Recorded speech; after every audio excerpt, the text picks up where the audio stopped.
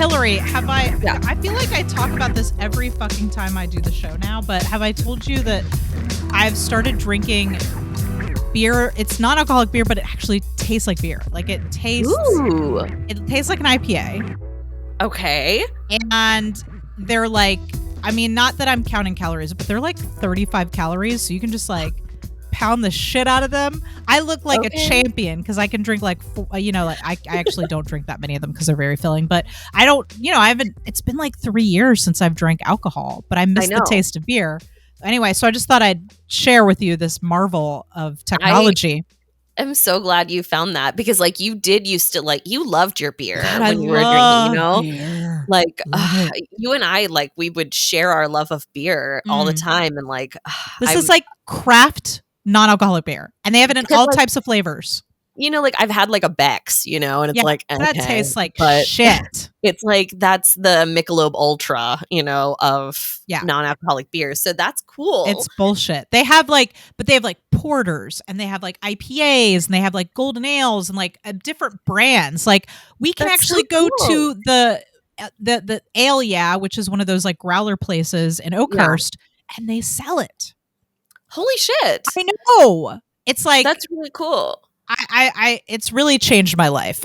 Chris went and bought a shitload of snacks because we can't go out to bars. So he bought us pretzels and mixed nuts and just like, he's like trying to turn this office into some kind of makeshift bar.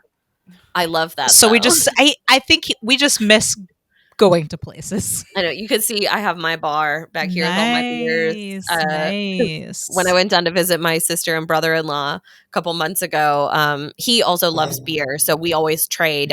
He sends me a list of stuff from Georgia breweries and like breweries up here that he wants that I go and get and haul down there. Nice. And so when I leave there, he, buys me like a bunch. And so I like each ways I have like a trunk full of beer. It's like, God, what was that movie we watched, Sarah, where they were, was it Smokey and the Bandit, where they're like driving beer across state lines? Yeah. Yes. Oh boy, that was fucking crazy. That's basically me. I like when I come back from Louisiana, I have a trunk full of just like crawfish etouffee, gumbo, and beer. You're just like, it's like a party in your trunk. Yeah. And one duffel bag with clothes because it's all I can fit. Like, I need to save room in this trunk for the etouffee. Literally, when I went down there, so there's this place in Biloxi that it's called Desporte Seafood. I'm just gonna give a good plug there. Plug it's in Biloxi. It's like maybe a half mile from the IP Casino. It is amazing. They had closed for a little while, so when we were done for my sister's wedding in August, we couldn't stop there. And so when I went down, I was like, I'm making it there. So I left Atlanta and I didn't stop. I didn't drink water all day. Stop is that place. I was like, I'm not peeing. I'm going straight to Biloxi so I can make it there before they close. I got there and I walked in and I called ahead to tell them that I needed etouffee. Because I needed so much because I was bringing stuff back for other people. Yes. And so I walk in and I was like, hey, like, I need to get some crawfish etouffee. And they're like, okay, it's in the fridge over there. And I was like, no, I need 13 gallons of crawfish etouffee. Like, I don't think you heard me. I need all your bacon and eggs. I need all the etouffee. Yeah. He came out with like a big box and he was like, do you have a way to, he was like, where are you going? And I was like, Baton Rouge. And he's like, okay, do you have, cooler? And I was like, I got 3 coolers in my car to put this in because I came prepared. I had ice, I had coolers, I had everything. So it's like, I'm getting as much as I can carry. This is the buddy comedy I want to see, which is the buddy comedy between Hillary and the etouffee in the trunk. This is it would be good. I feel like this is a film that needs to be written. I went in there still in my work uniform. Even I straight up didn't change. I gotta get there. This etouffee is waiting. It's so good. Welcome to the Feminine Mistake Podcast. I'm one of your hosts, Nicole. I'm your other host, Sarah. And on the show, etouffee connoisseur, actor, comedian, director, writer, Hillary R. Heath, OG host of the Feminine Mistake Podcast, here to talk with us again about Death Becomes Her. Welcome, Hillary. Yes. Hi. Yeah. She's got all your etouffee recs. If you're looking for etouffee, hit up Biloxi. Yes. They'll give you a giant pot of it. It comes in frozen half gallons. Got it. Okay. Yeah. I guess that makes sense. You don't want the pot sloshing around. Yeah. when Although you're I crossing would state do lines. it. I'd have it in my lap. I'd be riding down, 60, don't turn too fast because I got this etouffee in my lap.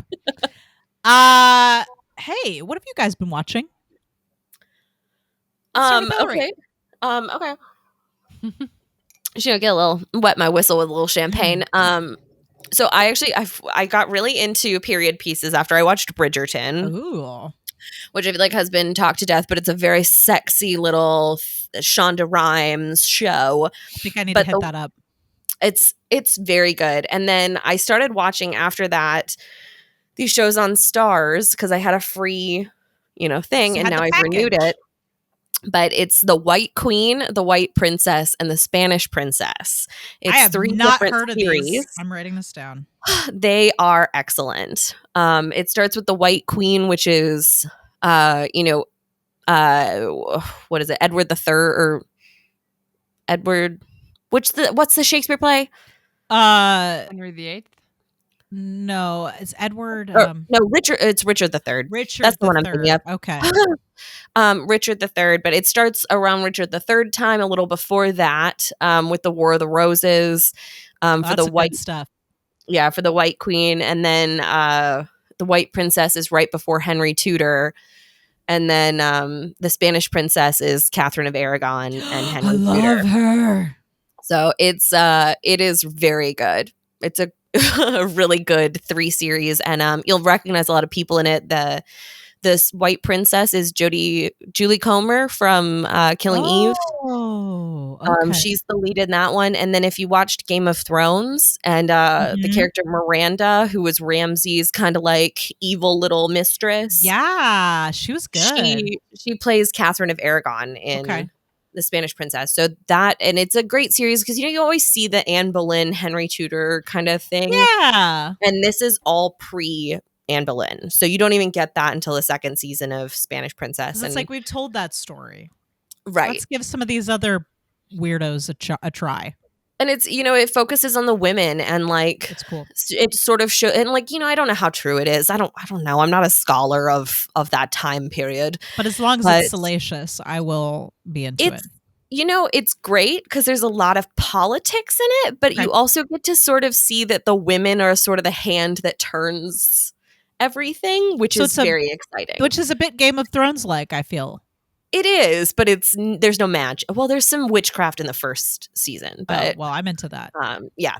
So it's good. Highly recommend. Okay, well, I will definitely check that out. Sarah, is there something that you've been watching that I didn't make you watch for this podcast? Well, actually, there was a movie that we half watched. Like we watched half of it. We didn't half watch it. We watched half of it, and then we took a break. Oh. But it's called Ghost Town. Oh. And it has Ricky Gervais. Oh, right. Where he's a ghost, right? No. He sees ghosts. Okay. So, but the thing that I think you would find funny, or that we found funny, is how he gets this ability. Do you want to guess? I don't think you can guess. Well, there's the good old conk on the head. That's always a good story convention of getting a good conk on the head. Let's see. Ricky Gervais. Hillary? Well, he's very self-deprecating, so I have no clue. Okay, so I mean, you're not going to get it, so I'm just going to tell you. I'm not. So he has a colonoscopy that goes wrong. That's great. He has a bad reaction to what's it called when they put anesthesia? Anesthesia. So and it's he not dies. Specifically the colonoscopy that gets the him anesthesia. He dies. Because I was like, what did they put up his butt that helped him to speak then? I would like to know. First 7 minutes. And by the way, Kristen Wiig is in this movie. Kristen Wiig is the doctor who gives him the colonoscopy, and I think I might have seen this. The scene in which she tells him that he died during the colonoscopy, and now he sees dead people. Like it's the best scene I've seen in a long time. Like it's just so great. And then we didn't watch the rest of it. So Oh, bummer. know Well, how it maybe you happened. can maybe you could watch the rest. Give us an update. Yeah. Yeah. If Let the us know how it second ends. half, yeah, if the I second will. half was as good as the first half. Cool. Well, speaking of updates, I guess I can update on The Stand, which I finished. Oh. So Hillary, are you, because I know you watched the what's that show that was on Hulu that was also Stephen King based?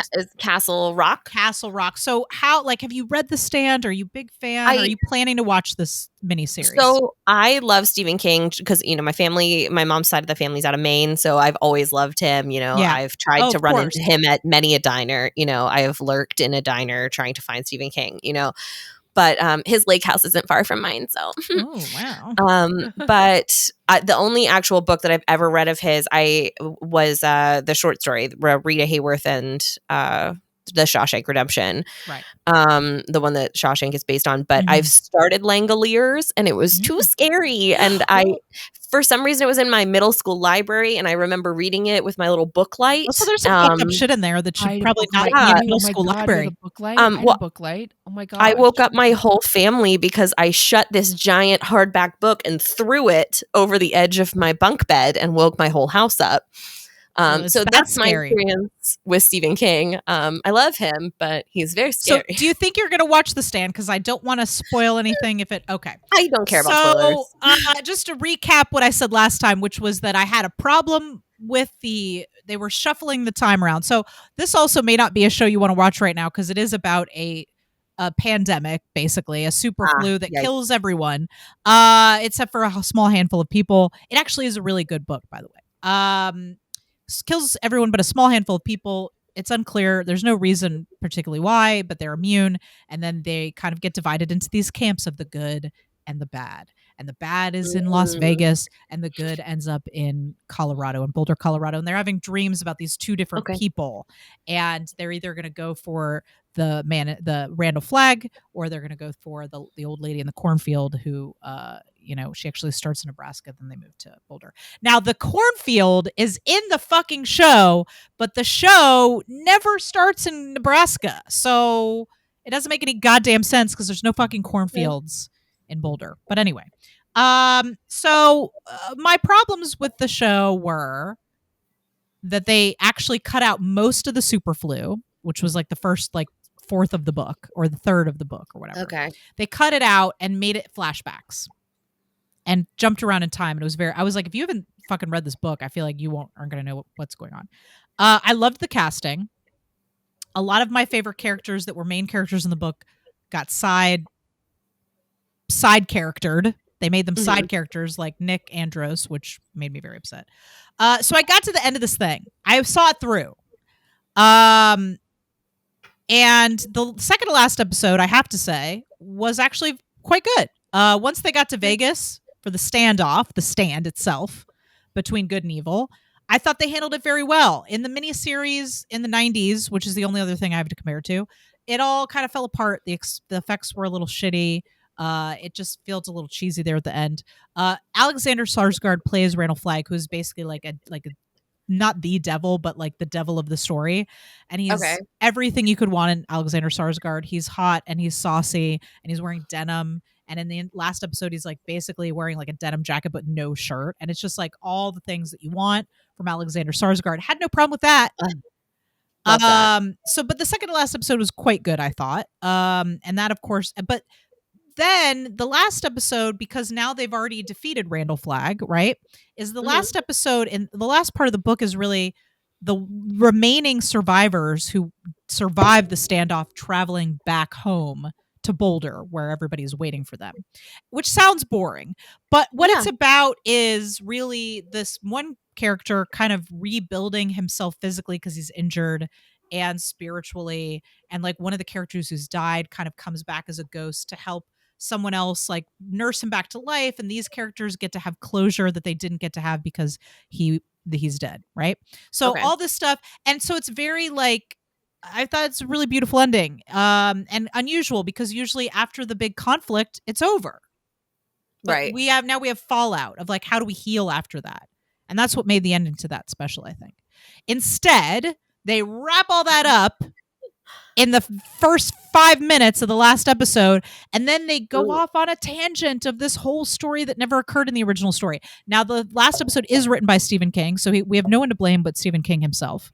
He wrote a whole new ending that is like confounding, frankly. Okay, because I didn't care for Castle Rock, and I feel like he was involved in that as well, and I don't know how you fuck up your own story so hard. Like so the Not story, on the same amount of coke? Probably not. He's all the coke of the 80s is gone. Totally sober now. I think all that coke has probably left his system at this point. But he rewrote this new ending where 2 of the characters leave Boulder, go off on their own to travel to Maine, which is kind of implied at the ending of the book. But it's like, why would they leave? There's doctors here. There's fucking doctors and they have a newborn baby. Like, why are you going on the road where there's probably violent, crazy people running around? There's no doctor if you get sick. There's no doctor if you fall down a hole. Yeah. I can't stand when shows make illogical choices for the characters. It's like, nobody in real life would do that. Yeah, it doesn't make any sense. I don't believe it. If it's too crowded, move like 20 minutes away. Right. They and then they have another standoff with Randall Flagg, but they already did that in the last episode. Okay. So it was just confounding. It didn't make any sense. It totally took away from like this really beautiful ending of like, okay, here's how we heal. It was just like I was angry. I was furious because this is one of my favorite books. Mm-hmm. And they had everything going for them. Cinematography was great. Soundtrack, fucking great. Acting, all the actors, fucking great. Great. I have no complaints except for Ezra Miller, who played Trash Can Man. Worst thing I've ever seen. One of the worst fucking performances I've ever seen in my goddamn life. I don't know why he played him that way. I don't know if that was the director's choice to push him in that direction. I've said this in the last episode, but he basically played him like Animal from the Muppets. Oh, that's lame. Yeah, what's that all about? I don't understand. Anyway, so just to sum up my feelings about The Stand, for those of you guys who listened to the last episode, I still think if you're a fan of the book, you should watch it just to like experience it. But you could probably watch the first 5 to 10 minutes of the last episode and then just shut it off because nothing good happens after that. You don't need to watch most of the episode. Just fucking forget it. Stephen King tried to retcon his own ending, and it was fucking nonsense. That's my final word on that. It has a lot of good things in it, the series. Okay. But they dropped the ball real hard on a lot of important story points. That's a bummer, because that's what I felt like with Castle Rock, too, is like, by the end, I was just kind of like, well, okay. You're like, just well, did it. That happened. I finished it, I guess. Yeah. That's how I felt. I endured the ending of the show. That's how I felt. Yes, exactly. Well, that's a bummer. All right. Shall we get back into our discussion of Death Becomes Her? Yeah. Sounds like a plan. Let's get right back into it. The house is a mess, Jack. The kids are a mess, Jack. You're a mess, Jack. You have been a total bitch ever since you came to New York. You seem sort of distant. Let's just do it, man. You look stupid and rich. Stupid and rich. Fascist. All right, let's get into it. But yeah, that was definitely something I was feeling. I was like, wow, Isabella Rossellini is 38 years old in this movie, and look at her. She looks like a fucking goddess. Yes. You know? Anyway. But her performance was great as well. Like, she really just I could have watched an entire movie about her, honestly. Yeah. Her character was entrancing. I just want an elevator for my dogs. Like she right? The robe, the white robe. The robe. The way they put like a towel just barely touches her and then it slides away. Falls off. She was just like an absolute queen in this movie. Yeah. All right. What should we talk about next? God, I feel like there's just so much we could cover here. I have a question. Who's the protagonist of this movie? And this is going to circle back to some of my other thoughts that I brought up earlier. Who's the protagonist of this movie? It's The so hard to potion. say because I feel like the movie is so much about anti-heroes. Like, no one is likable in it, really. Maybe Isabella Rossellini is the only She's likable totally character. likable. All right, let me frame this a different way. Who in this movie experiences a change that turns their life around? They all do. Ernest does. We just don't see it. Earnest does. We find it out at his funeral that he has spent the last half of his life, raising a family, Opening creating up the all Earnest, of these charities. the Earnest Melville Center for Women. Yes. Center for the study of women in psychology. So here's where I think the movie again lacks self-awareness. So Ernest, Helen and Madeline reconcile, right? Which I loved. I love that they team up. I also love that they're fucking stuck with each other because they're shitty human beings. I love that they're stuck with each other. All of that I love. But what if the end of this movie became about them either continuing to torture each other, which they kind of do? What if it became about that? Or what if it became about them deciding, fuck this box that I'm in. I'm going to be a rotting monster for the rest of my life, and you can all fucking look at me that way. What if there were so many different ways to turn this around, but instead it becomes about them needing Ernest to fix them. Yeah. And so they try to trick him into taking the potion, which he will not take. And then Ernest becomes the moral compass of this movie, saying, I won't take the potion. I don't want to live forever. That's not really living. And then he's the one who gets to live forever because he changes for the better. Yeah. Yeah, barf. That's my fucking problem with Earnest. Yeah. Yeah. And I feel like if a woman had written this movie, I feel like the ending would have been different. I feel like there would have been some meaning because women know what it's like to be in that box. And all the guys who made this movie don't know what it's like to be in that box because no one would ever make a movie like this about a man. Right. So I'm not saying it has to end with them accepting that they're going to be ghouls for the rest of their lives, but I do think there's another path to comeuppance for them, or another path for commenting on the fact that the box is the problem. I feel like there was another path to that the people who made this movie didn't even see because they were too focused on going, well, we need a moral compass. And, let's take Ernest and let him give us the moral of the story and have him rise up as the one who ultimately benefits from this whole story, even though the fucking movie shouldn't even be about him because he's a fucking side character. Yeah. Anyway, I just had to get that out because that's what I felt at the end of the movie was like, there's so much good here. There's so much to talk about. There's so much that we could comment on here with this movie. Yeah. And I love the characters. You got these amazing leads. And then you're kind of making Ernest the protagonist here at the end. And like, fuck you for that very much. Right. It could have had a very like Beaches style ending where they say like, fuck everybody else. You're my best friend. Let's, make the world our oyster, And ruin everyone's lives. Great. I'd love to see them wreaking havoc on everyone for the eternity. Fucking I'll take it, Right. Or, or maybe they are putting each other back together every day for the rest of their lives, but in some other way where it doesn't have to be about Ernest and their relationship to him. And it also doesn't have to be about their beauty, but it can be about other things because they still have all of the same issues with each other. Exactly. At the end of it, where they're still like bickering about like little things. And they're still both very mean in the funeral. Like they're laughing in the back of a funeral. And it's just like, I mean, imagine what turn this movie could have taken if Ernest had just gotten in that cabin left. What else could we have done with them? Something more interesting, I feel like. Great. Let Ernest go. This movie isn't about him. I'm just saying. Yeah, that's valid. All right. Anything else to say about I think this? That's pretty much what I have to say about the film. So final thoughts about about this movie? I still love this movie. It's like a nostalgic favorite, and I totally agree with everything that was said here today about it.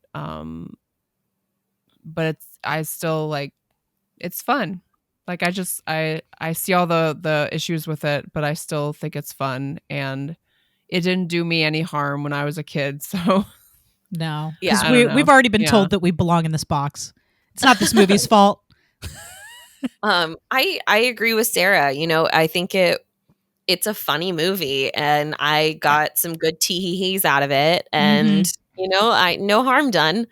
It, like, you know, it's not my favorite. It's not the best movie for women I've ever seen in my life, but you know what? It was good. I enjoyed it. I'd watch it again. Oh yeah, That scene of them sword fighting in the little Totally. Great Hall area with her with a hole in her stomach. I mean, that was hilarious. That was just And- comedy gold. I loved it. yes. Meryl Streep going flaccid. Oh my God. When Madeline calls him, I had to write it down because it was Oh my my favorite God. line in the movie. She calls him a tragic, boozy, flaccid clown. I was like, now that is like a Shakespearean sonnet. Okay. Yeah. So I'm not saying the writing in this movie is bad. I'm saying that the movie doesn't fucking know what it's doing with this story, Yeah. with this theme. That's what it. Yeah. That's where it fails. But the writing is great. Every time Helen sits down and the fucking shovel stick goes right through her middle because she's got a hole in her. So good. I mean, great sight gags. You know, this movie is a product of its time. It's a product of men without self-awareness writing about women's problems. But with all that, I still think it's that Meryl Streep and Goldie Hawn are fantastic. I think Bruce Willis is great. Isabella Rossellini, great cast. We didn't even talk about the implications of these celebrities that have faked their own death that we see at Isabella Rossellini's party. Yeah. And how there's an opportunity there to comment on how men also feel like male celebrities feel like they have to live up to certain standards as well. There was an opportunity there that I think was used as a joke, but not used to the fullest potential that it could have. Right. But it's fun. It's funny. Of course, we're looking at it under a microscope because that's what we do here. I think the feeling that I was left with is I'd love to see somebody take this kind of idea, but spin it in a way that actually deals with the problem of the box. Right. Yeah. I'd love to see that. I'd love to see that.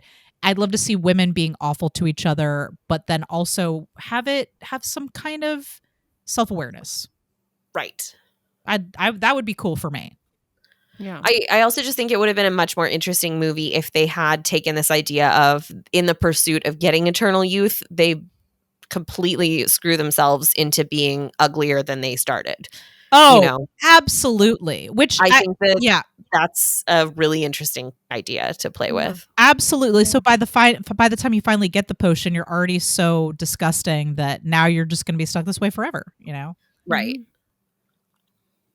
I think the movie relied on their internal beauty is so bad that you know, we didn't have to do too much with the external beauty, but that's really where the gag was, I think, was in really just disintegrating the shell of them. I think that would have been, you're right. I think more of that would have been great. That hole in the stomach gag is just, when she stands So up in the pool and the water comes just pours out of that hole in her stomach. What a great gag. That was It was great. so good.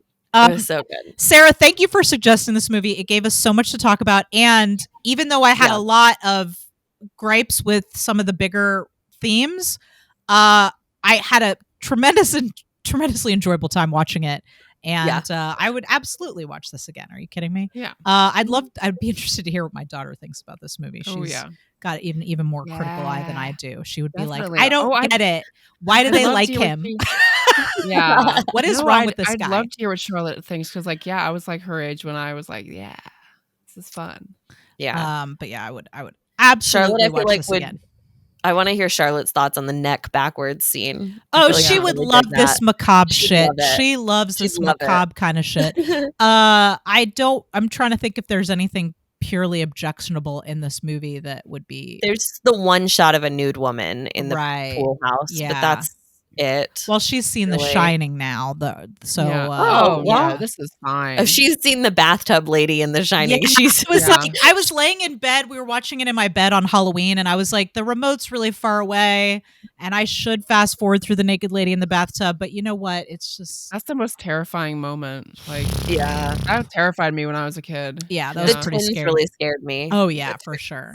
But Twins were the scariest. yeah, I think it would be interesting to hear what Charlotte had to say about this. Shall we do the Bechdel test? Yes. All right. So Okay. I think this will be pretty easy. Yeah.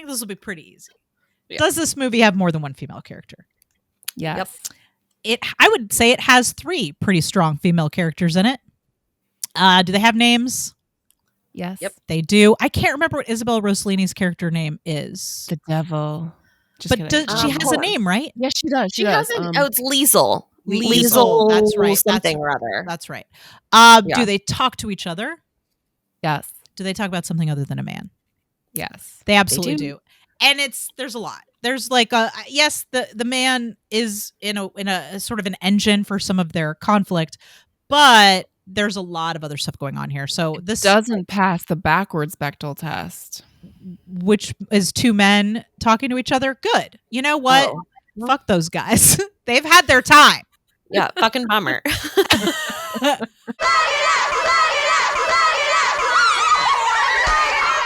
Welcome to Plug It Up. This is the part of the show where we talk about all the fun things that we're doing and that our guests are doing.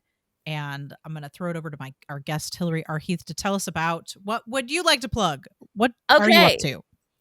So I've got several things. Yes.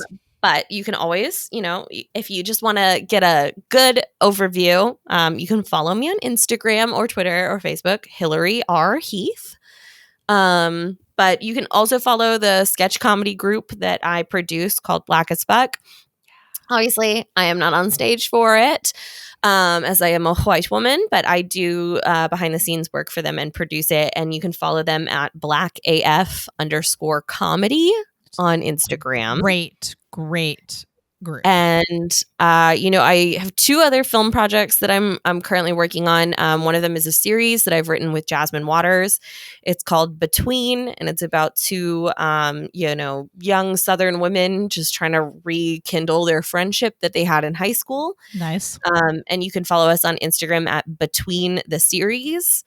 And then finally, I am working on a film called The Waltz with Ava Davis. And it is a romantic comedy about a trans woman who takes dance classes and meets a man who changes her life. And it's an excellent script. I've really enjoyed working on it. We're going to be looking for some funding for that soon, but you can follow us on The Waltz. I think it's The Waltz Film. Let me double check. Yeah, look it up and come back to us with that. Okay. Right back. The Waltz. I got to check out the reading of that. Well, actually, we did. I did like the tech for that, and it's a really fantastic script. And Ava Davis, of course, has been on the show a couple of times as a guest, and we love her. And really looking forward to seeing this movie get made. Yes, and you can follow it at the Waltz Feature Film on Instagram. Yes. All right. Okay, everybody, follow all those things. I would like to plug our Critical Crop Tops YouTube channel, so you can find us on YouTube. Just type in Critical Crop Top, and there you can find the vidcast for this podcast, The Feminine Mistake. You can find the vidcast for the Adam and Andy podcast, which is another podcast that Sarah and I do, where we only watch Adam Driver and Andy Samberg movies. So if you like those guys as much as we do, check that out. And also, we've got a lot of sketch comedy and films and stuff up there, including the Critical Crop Top sketch comedy web show. All new sketches. We're releasing them a couple times a month. Sarah, myself, Brandon Mitchell, Ava Davis, Melissa Knapp wrote and directed these, and there's a bunch of great Atlanta actors in it. So check that out. And of course, you can find this podcast, the Feminine Mistake Podcast, on Facebook and Instagram at Feminine Mistake Pod, and you can find us on Twitter at Femistake Pod. Always accepting recommendations for movies and if you like the show, tell a friend or leave us a review about what did you think. Bruce Willis. When was Bruce Willis's peak hotness? Which movie was it for you? Yes. Let us know. Mhm. Tweet at us. Tell us all about it. Hillary, it has been so awesome to have you on the Yes, this show. is so great. It's We so miss nice. you. Thank you for having me. Thank you for coming. Thank you. Gosh, I feel like there was just like, and Sarah, thank you for suggesting this movie because I feel like there was just like, this was like a buffet of there's just like so much to get into. I feel like I might need to give myself like a Meryl Streep Goldie Hawn marathon. It's like we've done a bunch of Goldie Hawn and Meryl Streep. Like we've done Overboard and we did what was that? The Devil with the Roseanne Devil. Barr. She Devil. She Devil. So we've done a lot of movies. Are there any other movies that Meryl Streep and Goldie Hawn are in together? Tweet at us. I can't think of one. I know Bette Midler and Goldie Hawn have done a couple of flicks together. Yeah. Man, can you imagine a Goldie Hawn, Bette Midler, Meryl Streep flick though? That would be Holy insane. shit. It would break all of Hollywood as we know it. I feel like no one film could contain all that power. I don't think They so would either. make. They would Just throw in create a Isabella crater in Rossellini the as- earth. Yes. Yes, there would be a crater in the earth for sure.